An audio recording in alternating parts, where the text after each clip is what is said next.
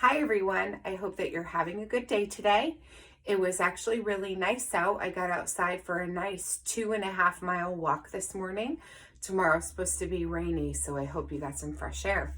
I'm getting ready to read If We Were Giants, Chapter 2. Okay, here we go. The annual storytelling contest in Luke Y was held at the end of summer to celebrate a successful hunting season and harvest.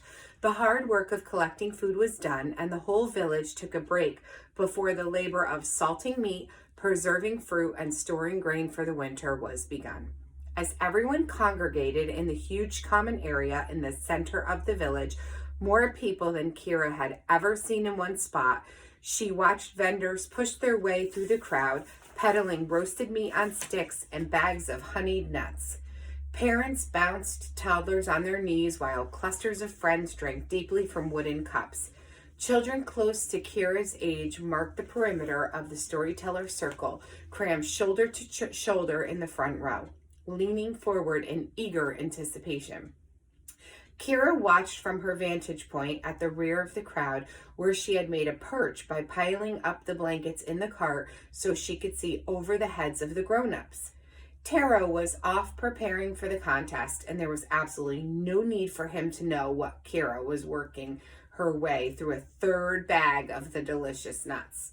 She sighed as she watched the huddled children jostling one another to get to the position with the best view. Kira wanted so badly to get right down in their jumbled ranks and join in the conversation. But she was under strict orders. When she and Taro encountered people outside, it was her job to be forgettable, not to make friends. The only bad part about being Paha's helper was that she had to hide everything that made her Kira in order to be Kala, the volcano man's right hand. She didn't even like Kala. He was dull and unimaginative and kept to himself, while Kira wanted to laugh and explore and connect. Kira sighed again. Someday, Taro would trust her to keep the secrets of Zadu. She just wanted that someday to hurry up and get here. At last, the waiting for the celebration was almost done. As dusk settled over the village, one of the elders waded through the mob and stepped into the storyteller circle, carrying a torch. He bent over and touched it to the dried leaves and logs piled in the fire pit. Soon the faces of the children in the front row were glowing in the light of the dancing flames as the first storyteller entered the circle and began. As this was the fourth contest in as many villages that Kira had witnessed, she knew how it worked. The schedule was rigged so that the beginning tail spinners went first, and each person who came after had more experience. So the stories got better and better as the night wore on. As they all came from neighboring villages, the accents varied a bit, and some of the words, especially slang, were unfamiliar due to regional dialects. But she could mostly follow everything that everyone was saying. Besides, as her father had told her many times, it's not what you say, but how you say it that really matters. As Kira sat atop the cart and munched on her snacks, she heard tales of romance and adventure and exploring. There were stories about traveling priestesses and talking animals and giant warriors and ships that could rise up from the ocean and sail among the stars. And always, save for the grand finale, was the volcano man. Kira felt a familiar surge of pride as she watched her father make his way to the center of the circle, but also a bundle of nerves buzzing in her stomach. Because someday that would be her down there, with every stranger's eye trained on her expectantly. The crowd went completely silent as Taro stood in the center of the circle. He turned slowly, his good eye boring into the mob, letting the silence stretch out until Kira thought she was going to burst. Finally, he began by tapping his cane on the ground, softly at first, and then more and more insistently. "Underneath your feet," he rasped. "Right now, beneath this very village, there lies an army of angry fire demons." Taro traced a circle around the perimeter of the storytelling space. rhythmically thumping his cane just a few inches from the wide-eyed kids in the front row. It is in the demon's nature to burn, to consume, to destroy. Anything they can get their hands on becomes a charred and black nothing. Your beautiful home, your most cherished possessions. Taro leaned forward, scowling, and stage whispered into the face of a young girl, even your loved ones. Taro resumed his pacing, and they can hear you down there, you know. Oh, aye, they can hear you very well. The pounding of your footsteps keep them constantly awake and agitated, fueling their rage. So you would do well to remember this. Every time you bounce a ball, or play a game of tag, or enjoy yourself a village dance, you are only stoking the demon's unquenchable desire for vengeance. Trust me, good people of Lukwai, each one of those demons would like nothing better than to escape from their underground prison. Taro crept closer to the crowd and take their red-hot claws, closer now, and grab you. Here, Taro lunged at the nearest boy in the front row, thumping him in the chest with that cane. The boy screamed and scrambled backward to the laughter and jeers of his surrounding friends. Taro fixed one of those giggling youngsters with a stare. Then they would drag you underground and slowly roast you alive. The boy's smirk faded as the flickering shadows played across Taro's scowling face. Paha then launched into the backstory of these hideous creatures, how they used to be a proud race who lived above ground just like the people of this very village, but they displeased the gods so greatly with their greedy and violent ways that they were turned into fire demons and trapped underground for thousands of years. But Kira was only half listening to this part, which she knew by heart. Instead, she studied the faces of the villagers. She loved how everyone, not just the kids, but also the adults throughout the crowd, reacted to Taro's words, glancing uneasily at the ground, eyes growing wide, sharing a meaningful look with their neighbor, gasping in surprise. Taro had all of them on an invisible leash and was leading them right where he wanted them to go, just like always. When Taro bent down to scoop up a handful of dirt, she started paying attention to him again. Her favorite part was coming up. And so, at the end of the day, what is protecting any of us? Taro looked at his fist, where he was letting the dust sift through his fingers to blow away on the breeze. A few feet of dirt, just a thin crust between you and the legion of powerful, supernatural creatures that want nothing more than to destroy you and everyone you know. Taro was quiet for several moments, letting that threat sink in. When he spoke again, it was nearly a whisper, and the entire village had to lean in to hear. But there are certain places, my friends, places too frightening even to think about. Places where the fire demons are able to escape their underground prison and come out into the light of day. Taro fell silent once again, and Kira could hear the word as it was passed through the crowd in hushed tones. Volcanoes. I have traveled far, and I have seen these spaces where the fire demons have beaten so hard against the roof of their prison that great cracks in the land have opened right up. Taro shook his head sadly. The gods have tried to help. They build great mountains on top of these earth scars, attempting to keep a lid on the boiling cauldron of malevolence that threatens us all. Another dramatic pause.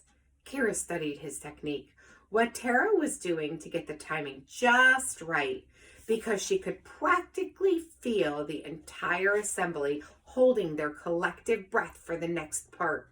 Her father sighed heavily, but even the gods have their limitations, my friends, and the seething hatred of the fire demons is so potent, sometimes nothing can be done to keep it from bubbling over and scorching the land. Whoosh! The bonfire exploded, the flames leaping 20, 30, 40 feet in the air. The entire village circle was made bright as noon for a moment, and Kira could feel the flash of heat on her face, even though she was way in the back. People screamed and covered their eyes, then laughed nervously at the reactions of their neighbors. Kira knew that Taro had slipped a hand into his cloak during the build-up to the big moment, gathered a handful of highly flammable powder, and tossed it into the fire while he was gesturing during his story. She also knew he was now preparing for his next trick. What happens then is more destructive than anything you've ever seen. Nay, anything you have ever imagined. For when the chaos of the underworld is unleashed, nothing can stand in its path. Why, the heat gets so intense. Taro paused and snatched up a smallish rock from the ground. The heat gets so intense, the very stones of the land melt and form puddles. As he was saying this, Taro's fist closed over the rock.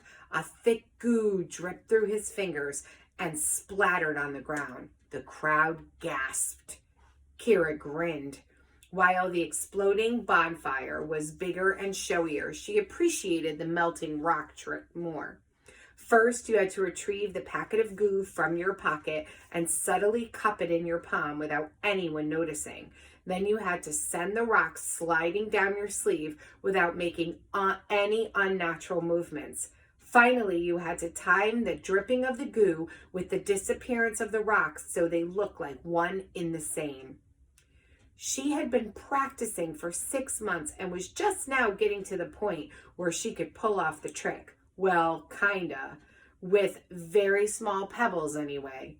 The flame races like a river, cascading down the sides of the volcano and streaming across the fields. Taro resumed the narrative, using hand gestures and sweeps of his cane to emphasize the power of the mighty volcano. There is no way to stop it. The entire village and everyone in it would simply be gone. Taro shook his head sadly. The only solution, my friend, is to stay far, far away from any volcano. Do not build anything you care about anywhere near its cured base. And if you value your life, do not go hiking near one of these blights on our land. A volcano is a dark place, my friends, a place where the gods have failed. Even though Taro altered the details of the Fire Demon saga each year, the conclusion was always the same. A collective shimmer went through the crowd at his final words, and all were silent as they watched her father, his head bowed reverently. Kira was confident that this had been another successful contest. The only thing left to do now was to load up the cart with their winnings, sacks of grain, salted meats, and crop seeds, and start the trek homeward in the morning. Kira stretched her arms over her head and yawned. It would be good to get a few hours sleep before their journey. But what of the takers? Someone yelled, shattering the silence. Will no one tell a story about them? Kira's head snapped back to the festival. No one ever interrupted the finale of a storytelling contest. She watched as a man jumped up from where he was seated in the crowd and marched right into the storyteller circle. The style and color of his robes marked him as another outsider, a visitor from a neighboring village, perhaps. Taro backed away from the intruder, his eyes searching for Kira in the crowd. The newcomer pointed at Taro while he stared out at the assembled villagers. You would sit here and listen to fairy tales instead of a true warning. He shook his head. I don't have any fancy tricks. I can't make the fire dance up into the night sky or turn rocks into liquid. All I can do is relate what I have seen with my own eyes. Taro was still scanning the crowd, and Kira waved to him. Spotting her, he exited the circle and made his way through the crowd as quickly as he could, elbowing people roughly out of the way. Kira had never seen her father do anything like that. The takers, they came last year to the fishing village where I grew up, the strange man continued, arrived on great ships. We had never seen anything like them.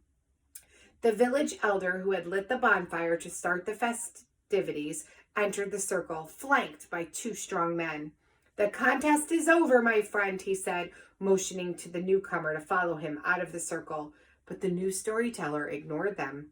facing the crowd and raising his voice. "These takers, they are monstrous! In the space of just a few months, they had overrun my beloved village, enslaved my people." His voice shook with emotion. "They took everything. I barely escaped." Kira scrunched up her eyebrows in confusion. What kind of a story was this? She scanned the faces of the crowd and could tell the villagers were thinking the same thing. Instead of the rapt expressions she'd seen during Taro's tales, she saw people glancing around at one another, looking a little nervous or uncomfortable. A few young children started crying. The village elder and his two strong friends closed in on the man, but he backed away, his voice frantic now. "You must listen," the man cried. "Please, I did not come here to entertain. I came to issue a warning. You must listen, and you must act, all of you." Kira jumped in surprise when Taro grabbed her by the arm, so wrapped up in the ranting of the strange man that she had lost track of her father in the crowd. "Gather your things," Taro said through clenched teeth. "We're leaving." "Now?" Kira said. "What about the prize?" "You know we don't need it. Let's go."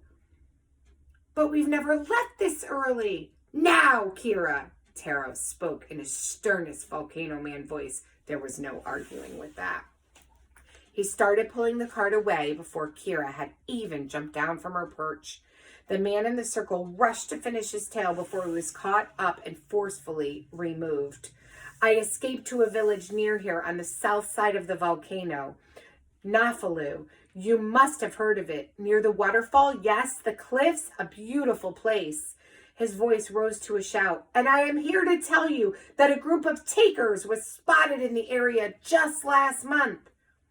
They are spreading. Please hear me, good people. The takers have come." "Don't listen to him." Taro's voice was a sheet of ice.